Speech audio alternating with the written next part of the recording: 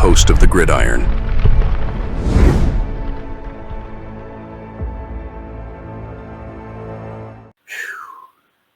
Giants run defense and tackling. Oh, I got tackling. How's that, huh? All right, tackling. Straight up trash. Absolute freaking garbage. Unbelievable. Tackling. I missed the letter. So the N is right by the M on the keyboard, so I hit that. But just absolute garbage. I mean, I seen a stat. I mean, this was just, I couldn't believe. I mean, early on in the game, the first quarter and a half or whatever, right? Then I seen this stat. I mean, they were even talking about it, missed tackles. And it was just like, yeah, I missed a lot of tackles. Well, it was a stat, right? It came up on the TV. I think, I could be off, by the way, but I think it was second quarter. I think there was 8 minutes and 26 seconds left in the second quarter. So we played 21 and a half minutes. We played about a third of the game, a little more than a third of the game. And a stat came up on the TV, said the Giants had missed 10 tackles already. Now, you miss 10 tackles in a game, that's not good. 5, 6, things happen. But you want to play, you want money? I mean, we're not Deion Sanders here. I mean, Deion Sanders apparently could get away with not having to worry about tackling, but we tackle. You got to tackle. I mean, so you want to get money? You want to get paid? You want the big bucks? We need to tackle. I mean, they missed 10 tackles. I'll go look and say I don't know. It didn't say. You will say. I think PFF will have when the grades come out and all that stuff, they'll show, they'll have a stat for how many tackles the Giants missed, and there's other other than PFF that have that too. So I don't know exactly how many tackles they wanted missing. Well, I'll be able to find out. But it's unbelievable the amount of tackles they missed. I mean, you have to, when you get a chance, you have to bring the guys down. I mean, you can show effort and all that stuff and everything, but unless you're bringing the guy down, I mean, oh my God! And where's the run defense? And I know, I mean, obviously, but it just kind of goes to show you, right? Some of it is, we need to beef up. We need to get somebody next to Sexy Dexy because he went out with his elbow. Now we don't know how long, if he'll be out for extended period of time, if he'll be back with the Saints, whatever. But when he went out, obviously, the run defense, especially up the middle, was just non-existent. It was not good. So it goes to show you. I mean, obviously, Nacho, he got hurt. DJ Davidson got hurt. Sexy Dexy got hurt. So, right. But it goes to show you we need another defensive tackle in there. We need Sexy Dexy. And I said, hopefully in the draft we can pick up somebody. Unfortunately, as I said, the thing that just kind of kicks you in the cojones. Our Dable and Shane, we screwed up. I was going to say, I was just about, dude, we're thinking alike. It's scary. But I was talking about, see the things with Leonard Williams. That's a lot of money. He's a lot of money. I love Leonard Williams. Leo the Lion with that freaking head.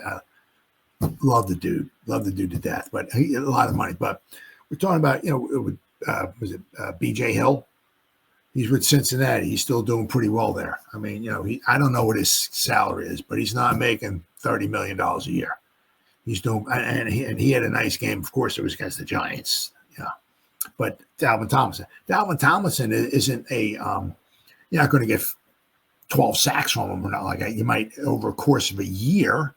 I'm glad you brought him up. Let's take a look at good old Dalvin. Dalvin Tomlin. Because the last time the Giants had a decent run defense, right? They were decent. was the one year we had Leonard Williams, Dalvin Tomlinson, and we had Sexy Dexy, because we brought in we had Sexy Dexy. We're paying him a decent amount because he was a first round pick. We brought in Leonard Williams, paid him a lot of money, but then said it was 17, 18, 19, 20. Okay, so after the 2020 season, Dalvin Tomlinson was a free agent, and they just didn't want to pay him. So then obviously went to Minnesota, and let's see here, just trying to. How's good old Dalvin doing? I mean, so let's see. All right, what do we had here? So 17, 18, 19, 20, he was with the Giants. The last 2 years, he was spent 2 years with Minnesota and I thought it was 3 years with Minnesota. 2 years with Minnesota and 2 years with Cleveland. And, I mean, he hasn't missed a game. Hasn't missed a game. 2017, he played in 16 games. 2018, started and played in 16 games. 2019, started, played in 16. 2020, 16, 16. 2021, 16, 16. 2023, 16. So this year he's at 11 and 11. So he hasn't missed any. 2022, I guess he must have missed. Oh, I'm sorry. 2023, he must have missed the game, I guess, because he played 17 games. So I think in 2022, because maybe he might have missed like 4 games. But I mean, he plays. What does he have as sacks here? He has 19 for his career. I mean, he averages like 3 a year. Yeah.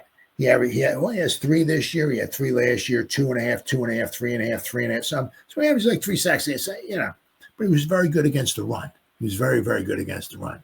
And, he's not going to be a boatload of money. And of course, once again, we just, bye-bye. I said, BJ Hill, we traded him. We got Price, the center from Cincinnati, right? But the problem was the next year Price was gone, and the next year Hill was still in Cincinnati, and he's still in Cincinnati. It's like, it's it's almost like, you can go around the league and you look at a lot of guys, not everybody, but a lot of guys who are on the Giants, who the Giants didn't sign, whatever, let them go, whatever it is. They're doing pretty good.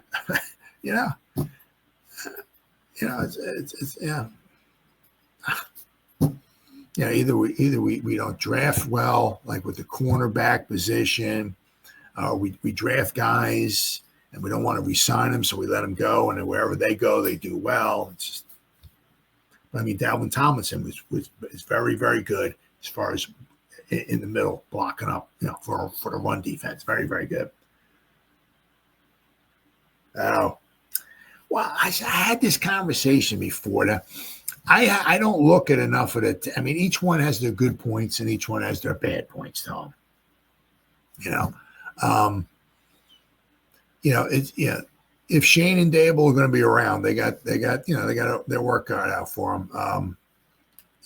To pick out. Hopefully,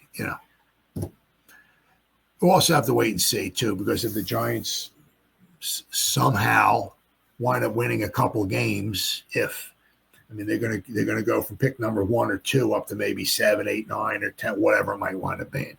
Then they may not have a shot at one of those guys. So, but I said, I don't look at enough college film or tape or anything like that for me to really come out here and say, I don't do that. There's guys. I look at maybe YouTube videos of guys who do stuff like that. They follow a guy or watch the film and all that stuff and everything. I don't have time to do that. Also, I don't. For me to say an accurate, Shador has some good points. Cam Ward's got some good stuff as well too. But they all, there's no Andrew Luck coming out. There's no Peyton Manning. There's no John Elway. There's no can't miss. These guys, they all have, they have a lot of things going for them there, but they also have their own deficiencies. Now, one of the things with Shador, which I did say, is, he's not like a Lamar Jackson, really, really phenomenal athlete.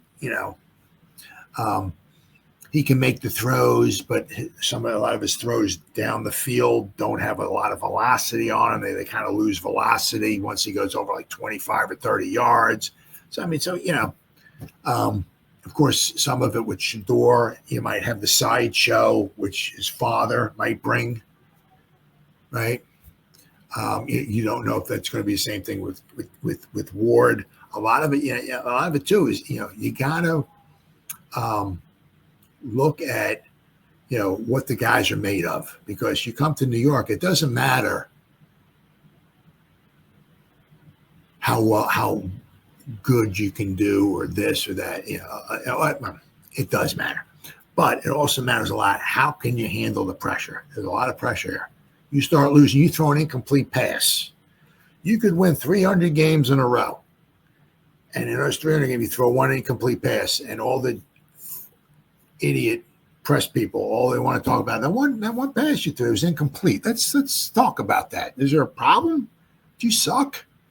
I mean, that was incomplete. I mean, I don't think I've ever seen such a horrible pass before. I mean, are you that bad? I mean, they don't talk about the good. They just bring up all the. I mean, there's a lot of distractions here. So, as much as you might hate Daniel Jones or like him or whatever, one thing you got to, I'm sure it might have affected him, but he was always, relatively, he didn't freak out and stuff like that. His demeanor was, low key. He did a decent job at handling the pressure. There's a lot of pressure. So that's got a lot to do with it as well too. If you got guys who come here and can't handle the pressure, it doesn't matter how good of a quarterback they are. I mean, they may not be the best guy. So a lot of stuff I can't even answer, because I'm not sitting there talking to them or finding out about them and all of that stuff. And a lot of these scouts, they go out, obviously, and that's what they do. They go around maybe to they might go to the University of Miami. They go to the U, and they find out his classmates, Cam Ward's classmates, and how does he teach? How does he treat the people? How does he treat the people? How does he treat a janitor? How does he treat the cafeteria lady? When he goes in line for his food, he say, "Hey, let's have some food here." Or is he kind and I can I have some potatoes, please? Oh, thank you so much.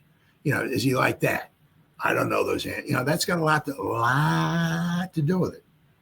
A lot to do with it. I mean, because that's a locker room kind of thing. If you have somebody, it's all about me, or if they're not very nice with other people, they may not want them. And if Shador is something like his father was, to me, is a jack. He's a sideshow. So a lot of that stuff I can't answer. If they're there, they'll do their due diligence and they'll make the best decision. If they have the chance to pick these guys, they'll do the best that they have. I mean, because Dable knows what he's looking for, right? If he can find one of these guys that thinks he might have it, he might be able to, be the guy, and if his character works out okay, I'm sure they'll do the best they can to try to get one of these guys. But I said, all I can say is I know PFF's got first round grades on 3 quarterbacks: Jalen Milroe, Ward, and Sanders. Right, all the other guys are like second, third round grades on them. So, right, I read up on some of that stuff on PFF as well too. But they all got strengths and weaknesses to them. So I mean, there's no surefire, gotta have guy. I mean, a lot of stuff I see is that on, obviously like YouTube and stuff like that. You see a lot of the good stuff. I don't see every pass that Cam Ward's made. I don't see every pass that Sanders has made. You know what I mean? I know Sanders got some really good numbers this year. That's for darn sure. I mean, even in his loss to, who did they lose to? Kansas. He had some really good numbers. 3 touchdown passes, no interceptions. I can't remember. He was like 23 out of 29, 300 and something yards. I mean, pretty good. But then again, you're looking at that and you're going up against Kansas. Kansas beat them, but Kansas, I think, had a losing record. in the pros, he's not going up against Kansas. He's going up against everybody is the best of the best. So, it's hard for me to say. As I said, all I know is that whoever the coach and GM is, they'll do their due diligence, and whoever they wind up bringing in. And it might be that too. It might be they might like Sanders, but if we have the number 2 overall pick, somebody might jump in front of the Giants at number 1 and take Sanders, and we might be stuck with Ward. So it is what it is. But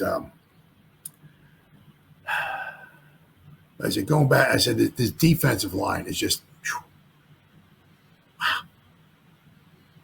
I mean, I said we made their running game. We made their one running back look. I mean, Dowdle, 22 carries, 112 yards, 5.1 yards per carry.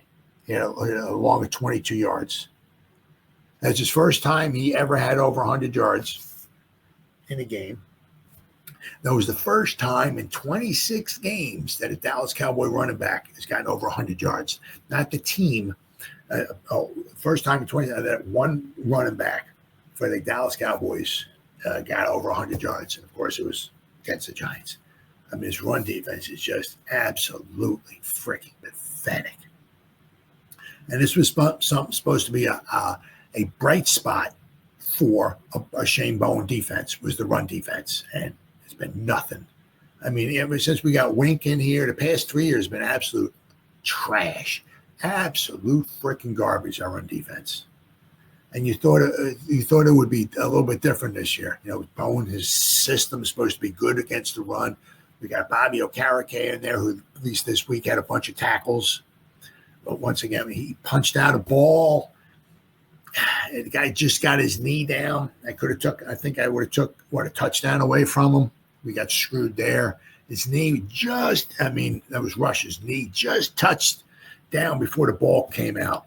We got screwed there. But meanwhile, they get a pick six run. But I mean, can't catch a break. But the Giants, their run defense is just horrible, absolute trash. I mean, if Bowen's back, if Dable, whatever, we need to get in the draft. Because the thing I like in the draft, right, is that whoever you pick, it may be in the second round, if you take a quarterback in the first round, especially in the second round, the guy's only going to cost you like about $1 million a year. It's cheap. You go out into, I mean, we should, once again, should have kept Ashawn Robinson. He's having a very good year.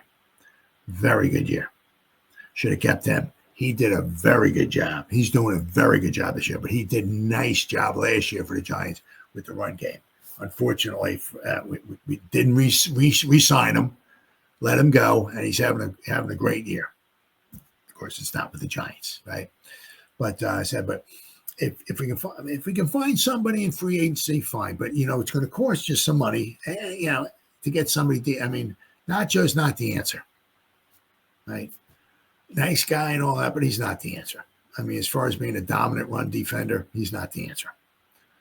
So we need to get somebody on the defensive front next to Sexy. I mean, because this is just embarrassing. It all starts in the trenches. If you can control the trenches, you can control the game. Look what the Cowboys did. Their offensive line, right, controlled the game. We didn't have a sack. I think we had 4 quarterback hits or three quarterback hits. We didn't have a sack once again.